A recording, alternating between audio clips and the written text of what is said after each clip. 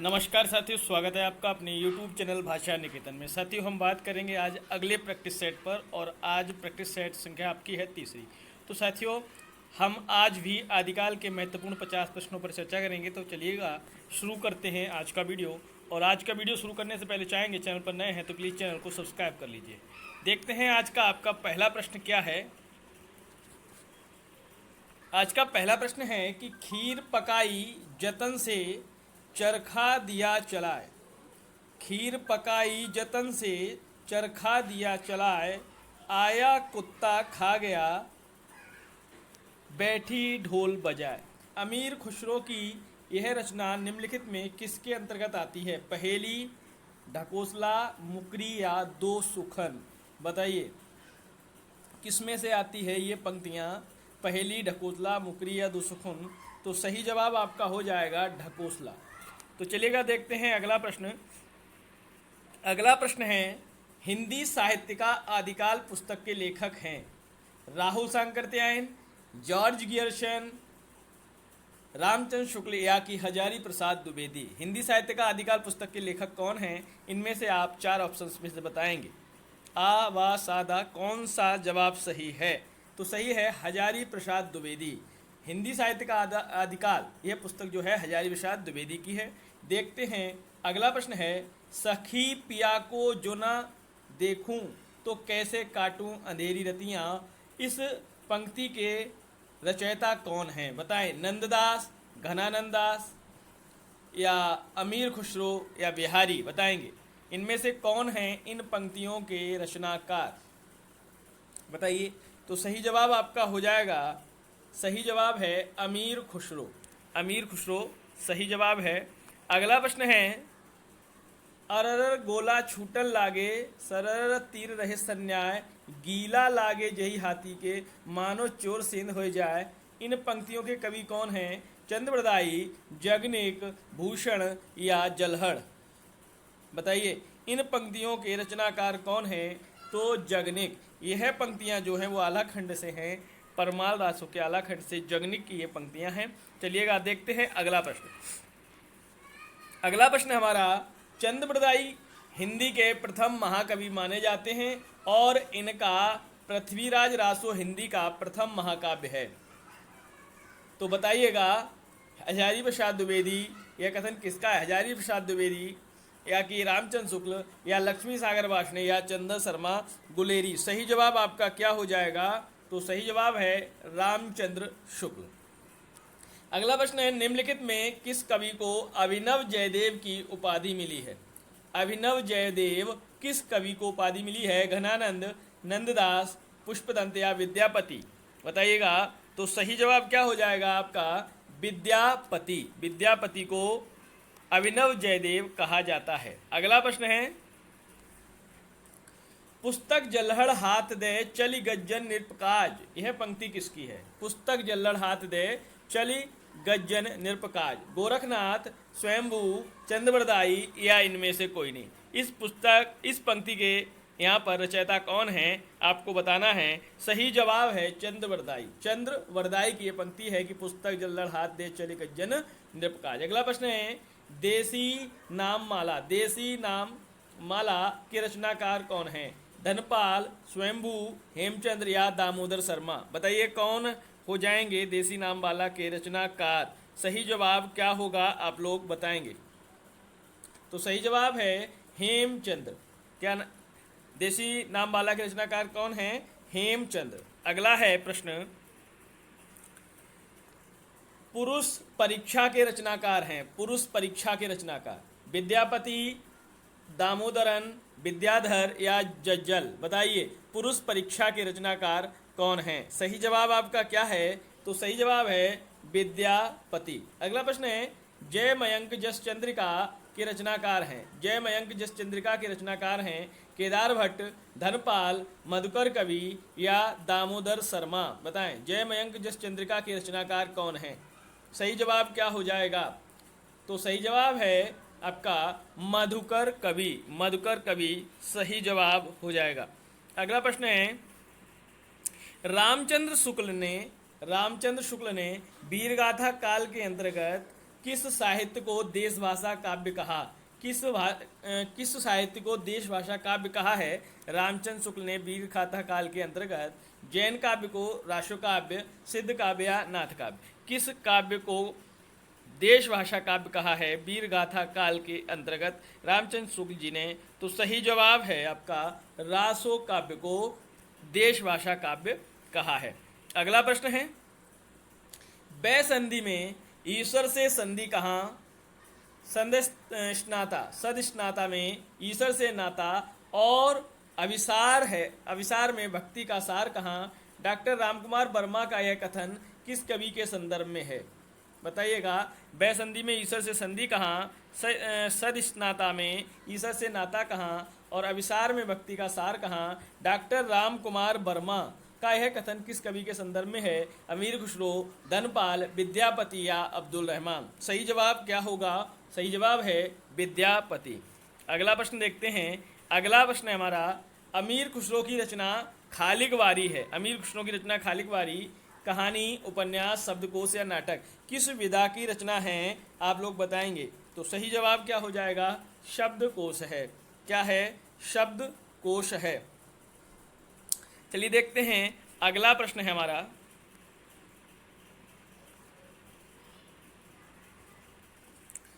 हठयोग की साधना पद्धति तीव्र वैराग्य भाव, वर्ण जाति के बंधन से ऊपर उठने का आग्रह आदि तीनों तत्व किस साधना प्रवृत्ति से सूचक हैं? बताइएगा।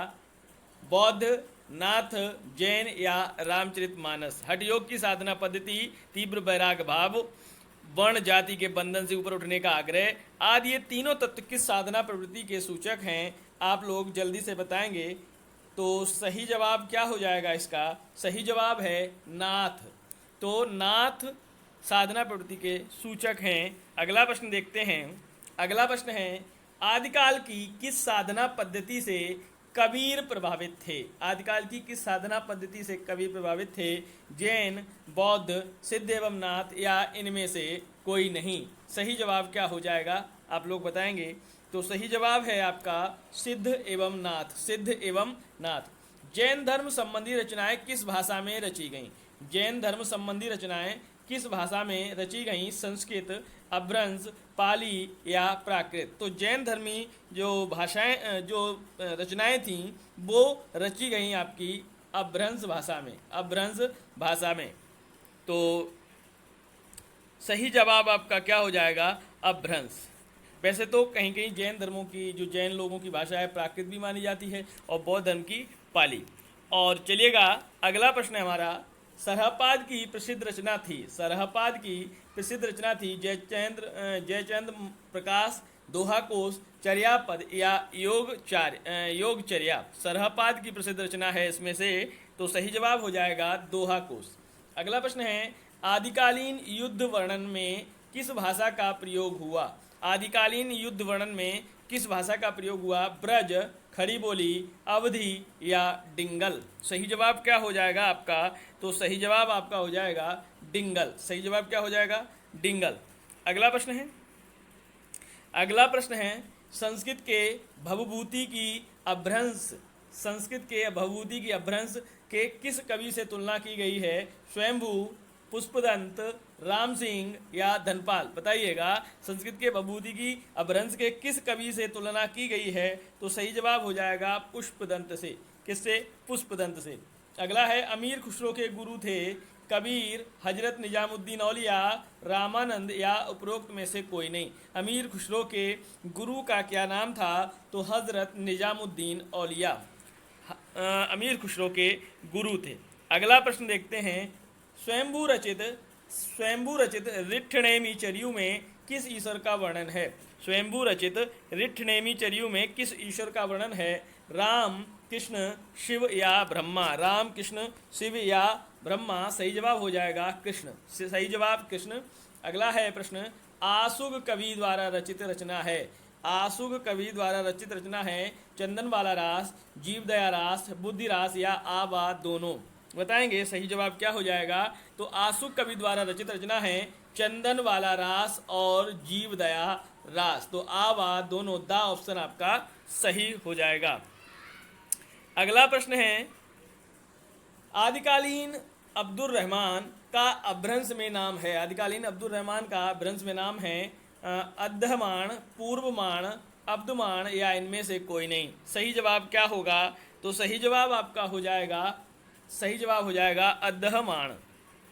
अगला प्रश्न है, आदिकालीन गीत परंपरा के आदि कवि हैं। आदिकालीन गीत परंपरा के आदि कवि हैं चंद्रप्रदायी, विद्यापति, अमीर खुसरो या अब्दुर रहमान। कौन हो जाएंगे आदिकालीन गीत परंपरा के आदि कवि? तो सही जवाब आपका है विद्यापति। विद्यापति सही जवाब है। तो चलिए देखते हैं, अगला प्रश्न है, प्रादेशिक बोलियों के साथ देश भाषा ब्रज के संयोग से बनी अपभ्रंश भाषा का नाम क्या है? डिंगल, पिंगल, भोजपुरी या मैथिली? बताइए इनमें से सही ऑप्शन कौन सा है? तो सही है पिंगल। कौन सा है? पिंगल। चलिए देखते हैं अगला प्रश्न। अगला प्रश्न है, एक थाल मोती से भरा, सबके सिर पर औंधा धरा, यह आदिकालीन खड़ी बोली की पंक्ति किस कवि की है? बताइएगा। भोज, हेमचंद्र, अमीर खुसरो या अब्दुर रहमान? भोज, हेमचंद्र, अमीर खुसरो या अब्दुर रहमान, यह किसकी पंक्ति है? जल्दी से आप लोग बताएंगे। तो सही जवाब आपका हो जाएगा अमीर खुसरो। अमीर खुसरो। चलिए देखते हैं अगला प्रश्न है, मेरे इस कुकवित्त को बुद्धजन सुनेंगे नहीं और ना अबुद्धजन अपनी अबुद्धता के कारण इसमें प्रवेश करेंगे, यह पंक्ति किस कवि ने किस रचना के लिए कही? अमीर खुसरो, खालिक बारी, विद्यापति, कीर्तिलता, अब्दुर रहमान, संदेश रासक या उपरोक्त में से कोई नहीं? किस कवि ने किस रचना के लिए ये पंक्तियां कहीं? सही जवाब आप बताएंगे। तो अब्दुर रहमान ने अपनी पुस्तक संदेश रासक के लिए इन पंक्तियों का कहा है। तो चलिएगा देखते हैं अगला प्रश्न। रासो नए नए रोमांस प्रस्तुत करता है और संदेश रासक पुरानी प्रीति को निखार देता है, यह उक्त पंक्ति किस आलोचक की है? डॉक्टर हजारी प्रसाद द्विवेदी, आचार्य रामचंद्र शुक्ल, डॉक्टर नगेंद्र या कि आचार्य महावीर प्रसाद द्विवेदी? तो सही जवाब क्या हो जाएगा? इन पंक्तियों का रचयिता कौन है? तो सही जवाब है आपका डॉक्टर हजारी प्रसाद द्विवेदी। अगला प्रश्न है, अगला प्रश्न है हमारा कि हिंदी साहित्य के इतिहास का सर्वाधिक विवादास्पद काल माना जाता है? आदिकाल, भक्तिकाल, रीतिकाल या आधुनिक काल? हिंदी साहित्य के इतिहास का सर्वाधिक विवादित काल कौन सा माना जाता है? तो सही जवाब हो जाएगा आदिकाल। अगला प्रश्न है, सहजयान के प्रवर्तक सिद्ध सरप्पा को किस विद्वान ने हिंदी का प्रथम कवि माना है? तो बताइए। राहुल सांकृत्यायन, शिव सिंह सेंगर, रामचंद्र शुक्ल या राम कुमार वर्मा? सहजयान के प्रवर्तक सिद्ध परंपरा के सरहपा को किस विद्वान ने हिंदी का प्रथम कवि माना है? तो सही जवाब आपका हो जाएगा राहुल सांकृत्यायन। राहुल सांकृत्यायन सही जवाब है। देखते हैं अगला प्रश्न हमारा। अगला प्रश्न है, सांध्य भाषा जो कि सिद्धों की मुख्य भाषा थी में लिखा ग्रंथ चर्यापद किसकी रचना है? शबरपा, सरहपा, लुईपा या कन्नापा? बताइए सही जवाब क्या हो जाएगा? तो सही जवाब आपका है सही सवरपा। सवरपा। अगला प्रश्न है, निम्न में से किस सिद्ध का स्थान 84 सिद्धों में सबसे ऊंचा माना जाता है? सबरपा, सरहपा, लुईपा या कन्हपा? बताइए 84 सिद्धों में सबसे ऊंचा स्थान किसका माना जाता है? तो लुईपा का माना जाता है। अगला प्रश्न देखते हैं। अगला प्रश्न है, जॉर्ज गियर्सन के the modern vernacular literature of Hindustan का प्रथम हिंदी अनुवाद निम्न में से किसने किया? लक्ष्मी सागर वार्ष्णेय और मौलवी करीमुद्दीन या किशोरीलाल गुप्त? तो सही जवाब आपका क्या हो जाएगा इसमें? तो सही जवाब आपका हो जाएगा जॉर्ज गियर्सन के the modern vernacular literature of Hindustan का हिंदी अनुवाद प्रथम हिंदी अनुवाद निम्न में से किसने किया? तो आप लोग इनमें से कमेंट सेक्शन में इस प्रश्न का आप जवाब देंगे सभी लोग। अगला प्रश्न देखते हैं। बहुत ही सरल प्रश्न का जवाब आपसे पूछ रहे हैं। अगला है, गणपत चंद्र गुप्त के अनुसार निम्न में से किस कृति को हिंदी साहित्य की प्रथम कृति माना जाता है? देवसेन कृत शावकाचार्य, उद्योतन सूरी कृत कुवलयामाला, सारंगधर कृत हमीर रासो, शालिवद्ध सूरी वर्तेश्वर बाहुबली रास। बताइएगा, गणपत चंद्र गुप्त के अनुसार निम्न में से किस कृति को हिंदी साहित्य की प्रथम कृति माना जाता है? सही जवाब आप लोग बताएंगे तो देवसेन कृत श्रावकाचार्य। अगला प्रश्न हमारा, निम्न में से कौन से ग्रंथ में महोबा के वीर योद्धा आला उदल का वर्णन है? बीसलदेव रासो, पृथ्वीराज रासो, परमाल रासो, यहाँ दोबारा से बीसलदेव रासो दे दिया है, तो सही जवाब क्या हो जाएगा? तो परमाल रासो। निम्न में से किस विद्वान ने सर्वप्रथम पृथ्वीराज रासो की ऐतिहासिकता पर प्रश्न चिन्ह खड़ा किया? कप्तान बर्ड, जेम्स प्रिसेप, डॉक्टर बुलर या डॉक्टर टेस्टोरी? बताइए, किसने प्रश्न चिन्ह लगाया, खड़ा किया? किस विद्वान ने पृथ्वीराज रासो पर? तो सही जवाब आपका इसमें से डॉक्टर बुलर ने। अगला प्रश्न देखते हैं, पृथ्वीराज रासो की किस कृति को सर्वाधिक प्रमाणित माना जाता है? माता प्रसाद द्वारा संपादित, कन्नड़ टाट द्वारा प्रस्तुत या बृहद रूपांतर या मध्यम रूपांतर? किस कृति को, पृथ्वीराज रासो की किस कृति को सर्वाधिक प्रमाणित माना जाता है? तो सही जवाब आपका हो जाएगा माता प्रसाद द्वारा संपादित कृति को सर्वाधिक प्रमाणित माना जाता है। अगला प्रश्न है, नखशिख प्रारंभ करने वाला वह ग्रंथ जो हिंदी साहित्य में प्रथम चंपू काव्य के रूप में जाना जाता है? रोड़ाकृत राउलबेल, पृथ्वीकृत बेल किशन रुक्मिणी और सरहपाकृत दुआकोस या अमीर खुसरो कृत दो शुकने? तो सही जवाब इनमें से कौन सा हो जाएगा? तो सही जवाब आपका हो जाएगा, इनमें से सही जवाब है रोड़ाकृत राउल बेल, रोड़ाकृत राउल बेल। चलिए देखते हैं अगला प्रश्न। अगला प्रश्न है, निम्न में से किस विद्वान ने हिंदी साहित्य के आदिकाल को संधि चारण काल कहा? राहुल सांकृत्यायन, शिव सिंह सेंगर, रामचंद्र शुक्लिया, राम कुमार वर्मा? तो सही जवाब आपका क्या हो जाएगा? सही जवाब है राम कुमार वर्मा। अगला प्रश्न है, हिंदी के आरंभिक रूप को अवहट्ट किसने माना है? भोलानाथ तिवारी, भोलानाथ पांडे, भोलाशंकर व्यास या भूशंकर मिश्र? बताइए, हिंदी के आरंभिक रूप को अवहट्ट किसने माना है? तो सही जवाब हो जाएगा भोलाशंकर व्यास। सही जवाब भोलाशंकर व्यास। देखते हैं अगला प्रश्न हमारा।